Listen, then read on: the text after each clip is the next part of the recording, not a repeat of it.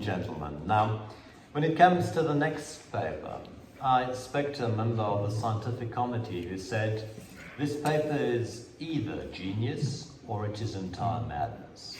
I shall leave that to you to decide, and I shall leave it to Mr. Arnaert to answer the question whether or not postmodernity is the purgatory of modernism.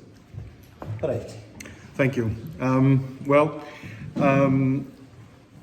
I will try to make my case, and I want to thank the committee for accepting my paper because it's a bit heretical.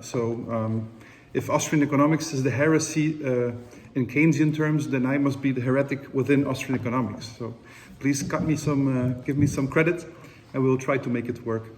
My title is In Defense of Extreme Subjectivism, and it's a research project that I do on the side of my PhD, and it has 3 parts, and I can only present part 1 because it's quite extensive. And I want to explore with you guys the differences between subjective, subjectivist, objective, and objectivist, 4 different terms. But let's start first with what I think is the most important distinction that is made in Austrian economics, and that is the difference between entrepreneurial knowledge and scientific knowledge.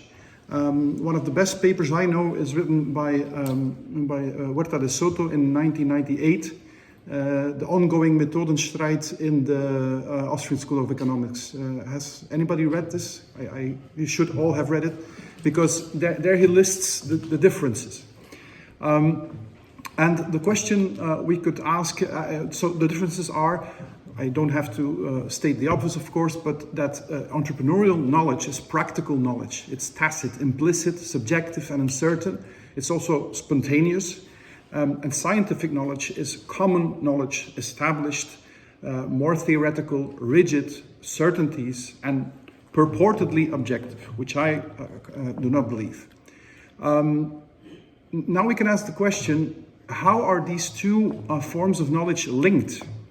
There are only 2 possibilities, or there's a duality, and then we have to find a demarcation line. Then we would have to find a principle to sever the scientific knowledge from the entrepreneurial knowledge. Or what I believe is that it is a continuum.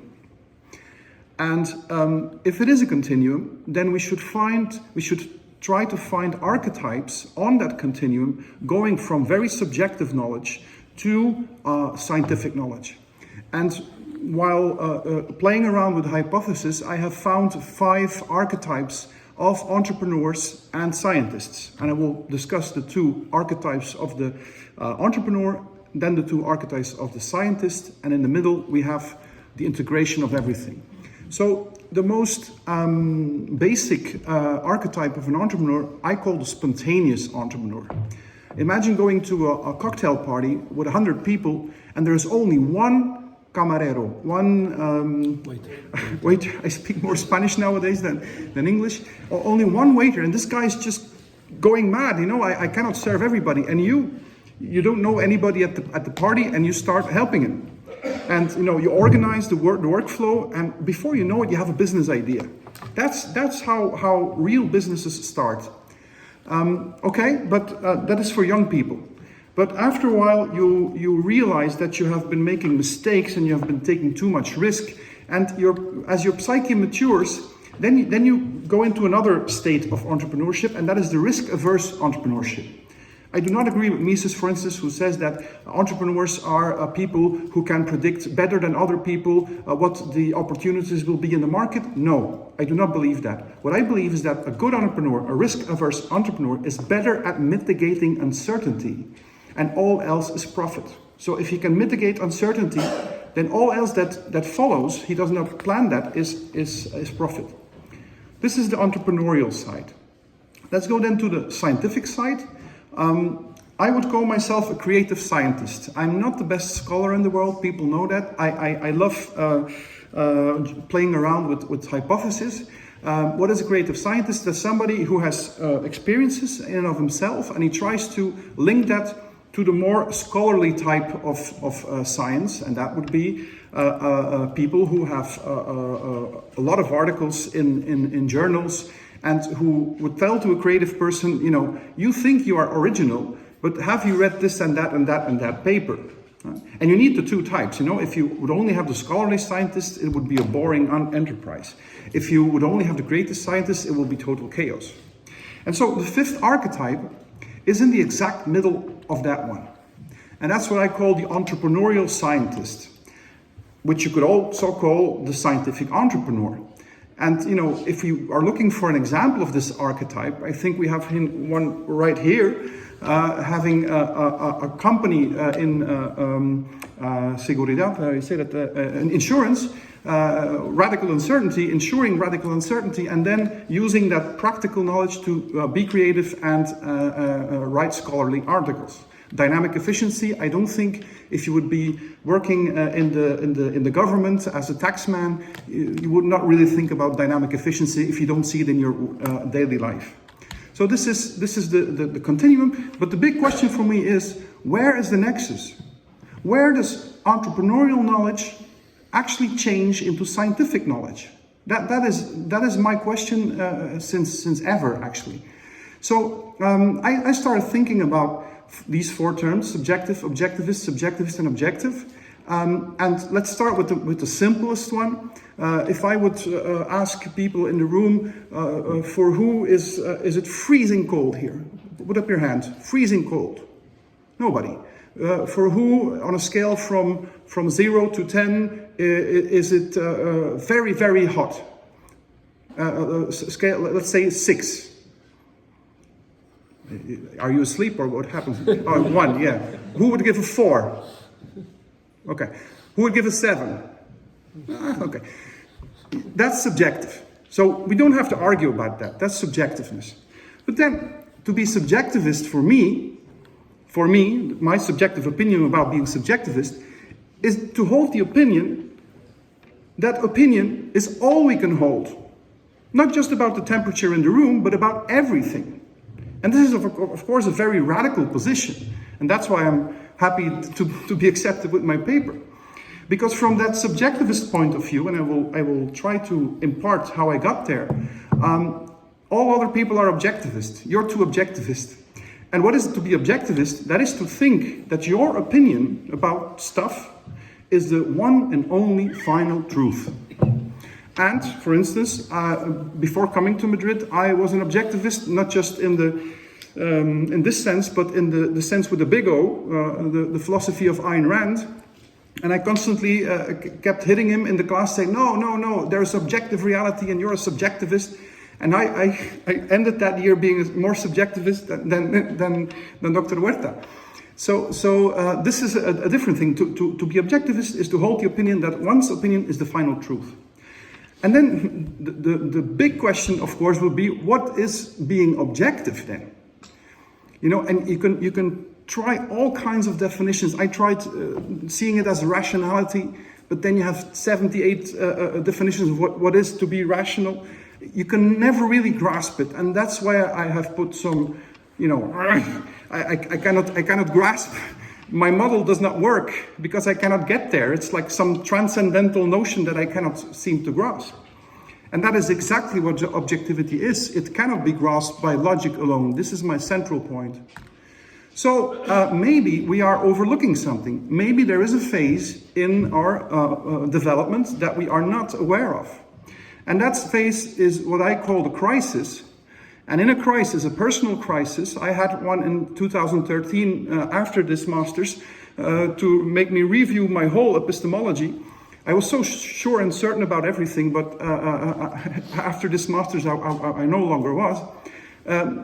Is the moment where you have no opinions at all. You're so overwhelmed, so awestruck that you have no opinions. And that is a new thing for young people because we're very opinionated. To have the moment where you have no opinion at all is an objective moment. We will come to that. Okay, so if we model that, you could say that in the beginning, as children, we have subjective experiences. And we become aware that another child has other experiences than we have. We are subjective. But then as we grow, we start experiencing how there is a logic to things, that a cat is not a dog and that you can abstract all types of cats into the ideal cat. So you make an abstraction in your mind.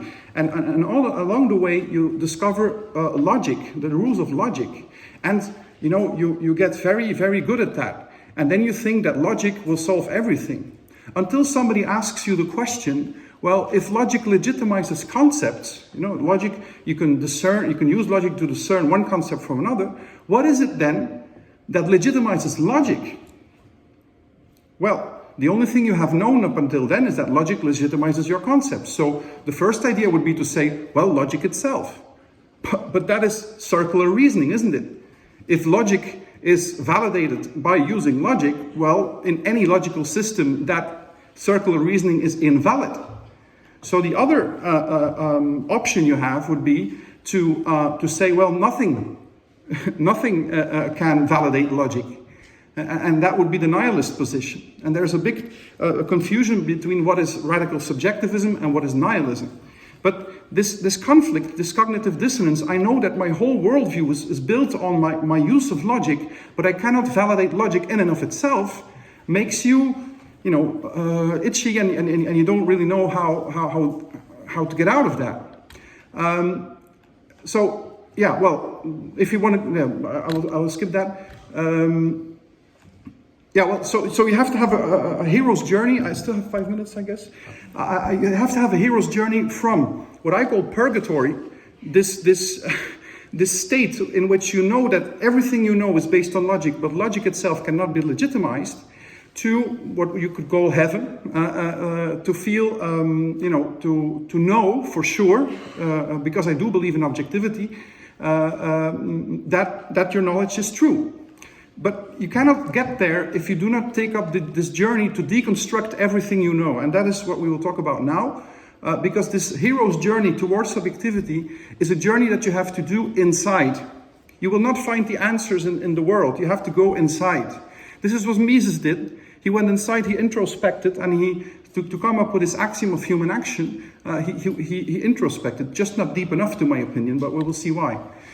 So if we take the journey inside, just on your right-hand side, you will see, on your left-hand side, a very leftist man is Freud. He's a modern psychologist. And on the right-hand side, on the good side of the father, you will see Jung, which is a postmodern psychologist. And I will explain those two terms. And what Jung was doing was just exploring the psyche, not even indexing it. He has a lot of terms that he uses: persona, ego, the self, the shadow, anima, animus. But there's this is not one of his schemes, but it is a scheme. And I have tried to make a more clear one, an Austrian model of the psyche, and this is what I have tried to make. The psyche is seen as a set of 5 layers: 2 conscious ones, an intermediary layer, which I call the shadow, which Jung has called the shadow, and then 2 unconscious ones. We will go over it quite fast because I could fill like a whole day about this. I actually did that in Antwerp last week. But the first one is the persona, the first layer. The persona is when you go visit your grandmother, you do not act in the same way as if you go to your professor. And if you're in the church, you do not act in the same way as if you're in the bus. Why is that? Because we put on a mask to relate to other people, and that is not something bad. It's just something we do. The persona is how we want other people to see us. The ego, which is below that, is how we see ourselves. So our ego is built up of all our experiences, and that is a theory also. Depending on how big your ego is, you meet other people. The shadow below that would be the negative side that we have, or we think it's negative. We are sinful people, or we have lied, we have done something wrong, and we say, no, that's not I. I'm not like that. If you hear the word I a lot, be careful, because you're fooling yourself. This is the shadows come from the unconscious, and this is, I have 2 more minutes, come from the unconscious. And there you have the archetypes roaming around. So I don't know if you have ever done something on internet, like you can do tests and then you can find what your archetype is. Well, that's where that roams. And then the most important layer is not a layer at all, actually, but is the self. And the self you could see as a synonym of infinity. Now, why is this all important for economics? What is the application of this? Because by now you should all say, you know, you should go to a psychological conference. The reason is that modern economics is positivist. So it's a construction. Modern economics thinks that truth is a theory. And postmodern economics, which you could also call proto-classical economics, if we look at it cyclically, is not positivist, it is deconstructionist. Look at Mises' Omnipotent Government, look at Bureaucracy. They are great works in the beginning. He deconstructs all the lies. And that's the only thing we have to do as Austrian economics, deconstruct the lies that politicians are telling us. So I actually have finished. I just wanted to add 2 more images. And that is, if you use this theory, and you will find it in the paper, then you can see the whole of modernity as one giant intellectual bubble spanning 400 years. It starts with Descartes, then the Enlightenment, then scientific positivism, and then the enblindment. You know, if the light is too strong, you become blind. And then the modern paradigm crashes in World War I. Menger is before World War I, Mises is after World War I. And my critique on Mises, we could do that maybe in the sessions of the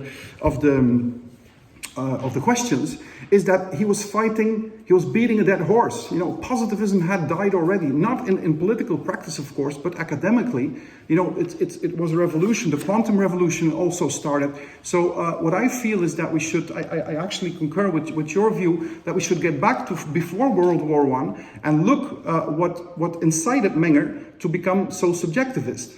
And I have an answer to that, but we should leave that for the questions. The deconstruction of postmodernity has a bad name. I know that because mostly of this man he did not have a clear vision. That is Sartre, of course, because deconstruction went wrong. And in my paper, I explained that in section 6 and 7, how we could put the postmodern process back on track. And if we do that, we will have a revolution or a devolution, but it will take me too much time to explain that, which can start here in Madrid. So next year, if I'm allowed, I would like to show how that devolution can take place so that we can get out of this cultural disorientation, so that we could go to a next phase. But first, you know, I would invite you to read my paper. Thank you.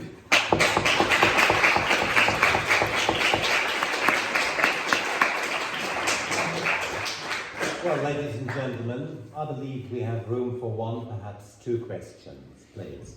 My question is, how is your radical subjectivism different from the Popperian critical rationalism or falsationism? Popper is very inspiring to me, but he only sees one side of the story. His theory is that all theory is a hypothesis, and I'm okay with that. But it's if you falsify a theory, then you know what cannot be true. But from that, it does not follow that what remains is true. So Popper is one side of this. Popper would be the paradox of total ignorance. The paradox of radical uncertainty, that would be Hume, and the paradox of necessary indeterminacy, that would be Heisenberg. And that is the postmodern paradigm that is coming. Well, it happened in physics already. So the emulation of the methods of modern physics in economics was an error already. So we should not beat that method. We should say, no. We should do a quantum leap in economics as well.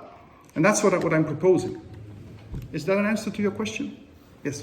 Popper is not saying that we have any truth. He never said that. No. You know, no theory, you know that there is. That would be nihilism in my view. You find a measure of maybe similitude, approaching the truth, but you won't particularly be successful with that.